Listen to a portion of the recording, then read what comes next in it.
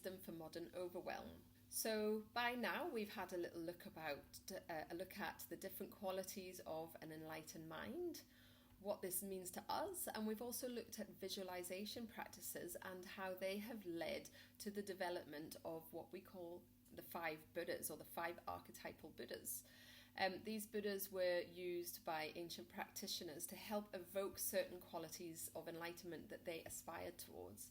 They also used them to teach the less experienced practitioners how to aspire to those particular qualities as well. So in this video, what we're going to do is we're going to start looking at the Buddha Akshobiya. So Akshobiya is the dark blue Buddha. He's the Buddha of the East and the Buddha of the dawn light. So when we see figures in Buddhism like Akshobiya, we can use them as a mirror, showing us the depths of ourselves and our potential, and the qualities we can unfold. What would we look like if we could be him? The meaning of Akshobiya is immutable or imperturbable. His right hand is reaching down and touching the ground, with his palm turned inwards and his fingers just touching the earth, smiling at us with great compassion. He appears in the east and is associated with the deep blue, the dawn, and the immovable quality of the elephant. His element is water, which represents a mirror-like wisdom. So the earth-touching mudra, let's have a look at what this means to start off with. Most of the time, we're living in a story about ourselves, me and how my life is going. This story is never going to take us anywhere that we want to go, because it's not in line with reality as it really is. So what we're doing when we're looking at the earth touching is it's bringing us closer to our direct experience, rather than the stories that we create about it. What is our actual experience now, rather than my ideas of what I think it should be?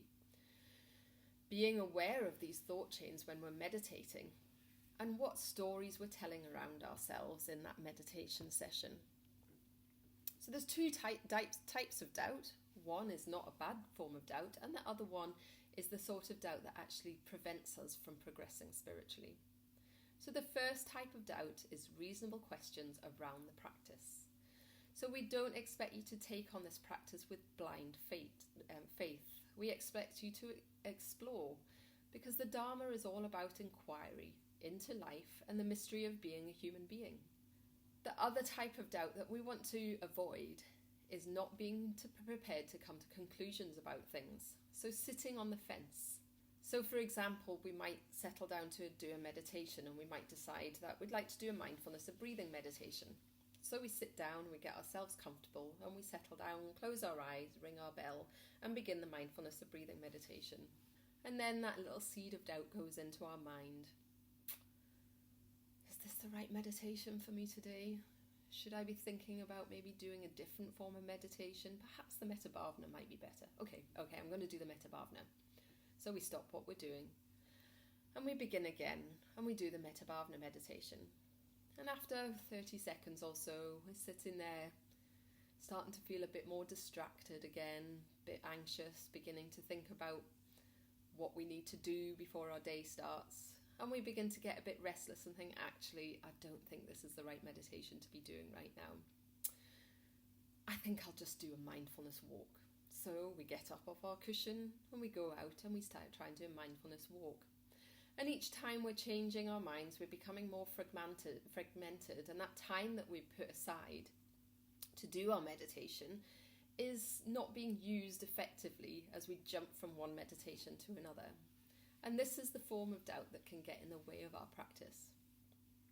So we might be experiencing an uneasy feeling of not wanting to do it, or wanting to do something else instead. And we need to find ways out of doing this. Also, society around us is giving us different views and opinions about the best way to do things. Consumerism is telling us a vision of how we should live. What view of life are you being sold? What ways of being happy human beings are you being offered? And it causes us to become quite anxious and fearful around the fact that we might not be living our lives in a way that makes us happy. So what are the solutions to these forms of doubt? One of them could be reading and reflecting on true wisdom. reading life stories and experiences of people who've practiced deeply, being around people with strong confidence practice. Doubts often come from blind spots in our lives, so having close, wise friends can help to point out those blind spots and guide us to an awareness of these blind spots in order for us to be able to work with them. Also, we want to be wholehearted about our decisions in our practice. So, for example, while you're on this course, you might give yourself a goal to practice meditation daily for maybe 10 to 15 minutes per day. Or perhaps you might limit yourself to half an hour of social media a day instead of an hour. And then come to a review at the end of a period of time and see if it's made a difference. And that way you can notice and appreciate signs of growth in yourself.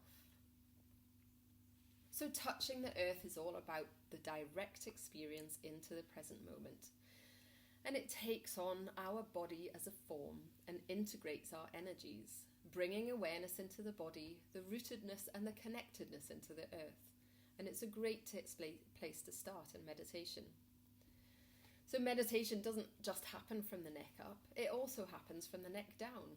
We become more alive and grounded and embodied, and we're much more in touch with our heart center. Don't forget that the body is always in the present moment. And by moving away from this, we move away from keeping our ego project going, constantly thinking about the past and the future. How am I now? What will I be like tomorrow? Etc., etc. That thinking like this keeps a sense of me going.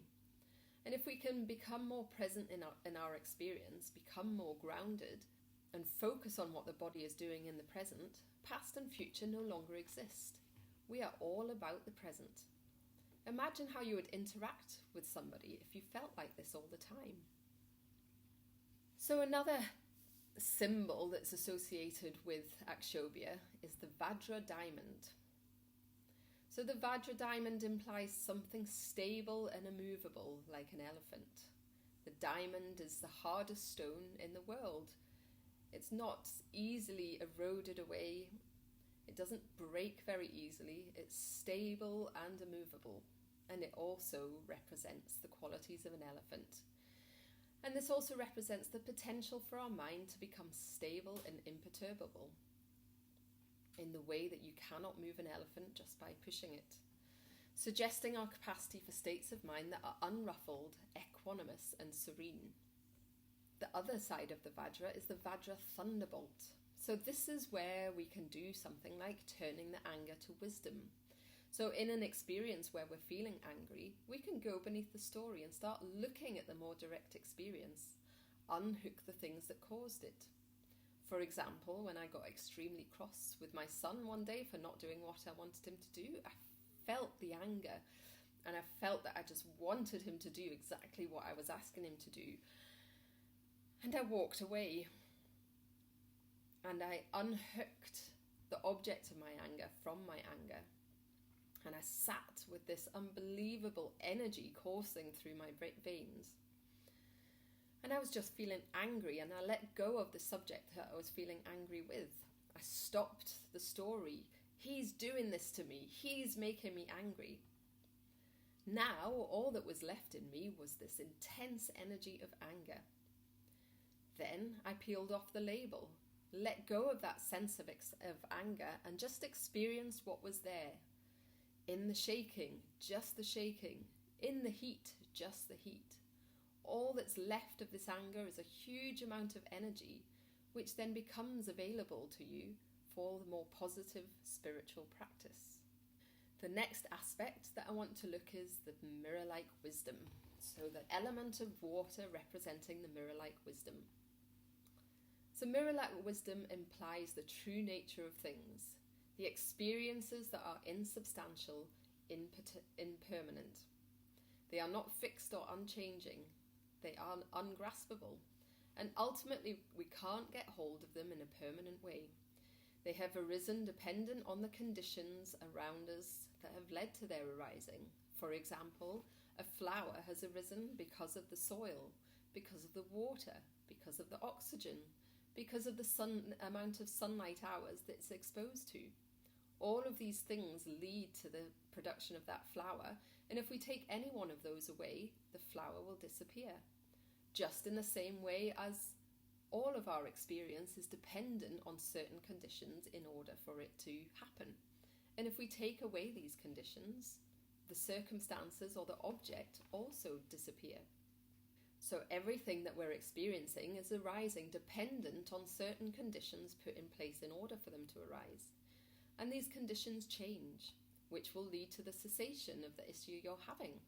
For example, my son might have suddenly decided to do what I wanted him to do, which would have very dramatically altered my mood. So there is always potential for transformation and flow of experience as things come to an end and other things arise. This is the mirror of how things really are. But we know that there is no point clinging to what there is. So we don't attempt to grasp it because we understand the nature of it. We forget this in everyday life. We forget that things will eventually disintegrate.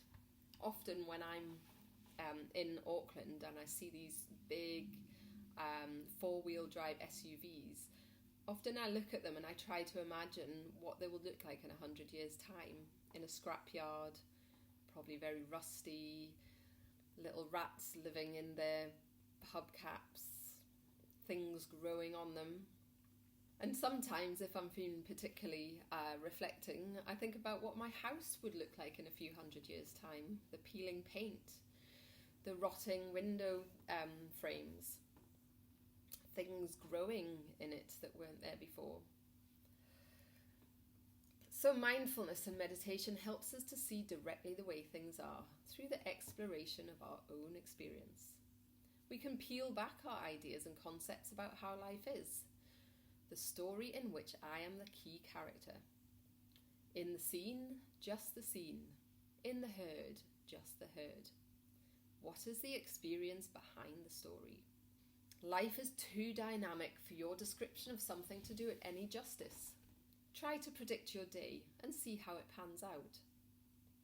Did it pan out how you predicted it to be? Or did it pan out completely differently? So, on a day-to-day basis, do your best to be objective about how you are and who you are.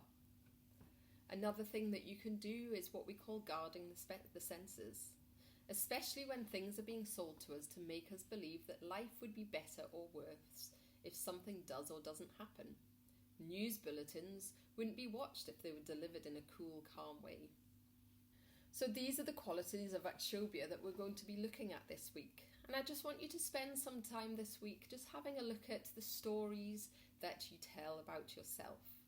In your meditation practices, you might want to observe what your mind patterns are doing and just seeing if you can use that earth-touching mudra to come into direct contact with your true experience.